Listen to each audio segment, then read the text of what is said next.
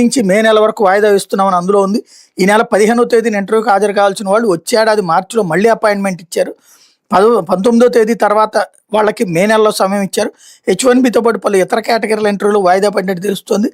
ఎంతమందికి ఈమెయిల్ వెళ్ళాయో ఖచ్చితంగా తెలియలేదు. అయితే వీసా అపాయింట్మెంట్లు తీసుకున్న వాళ్ళు గతంలో కేటాయించిన తేదీలు కాన్సులేట్లకు రావద్దని ఢిల్లీలోని అమెరికా రాయబార కార్యాలయం బుధవారం సూచించింది.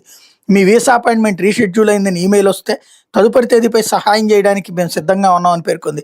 పాత తేదీలతో వస్తే కాన్సులేట్లోకి అనుమతించబోమని స్పష్టం చేసింది. వీసా ఇంటర్వ్యూల వాయిదాపై సామాజిక మాధ్యమాల్లో ఫిర్యాదులు వెలువెత్తే. ఈ నెల 18వ తేదీన చెన్నైలో నాకు వీసా అపాయింట్మెంట్ ఉంది. మంగళవారం బయోమెట్రిక్ ఇచ్చా. వచ్చేడాది ఏప్రిల్ 30వ తేదీకి ఇంటర్వ్యూను వాయిదా ఇస్తున్నట్టు సమాచారం వచ్చిందని ఓ దరఖాస్తుదారు పోస్ట్ పెట్టారు.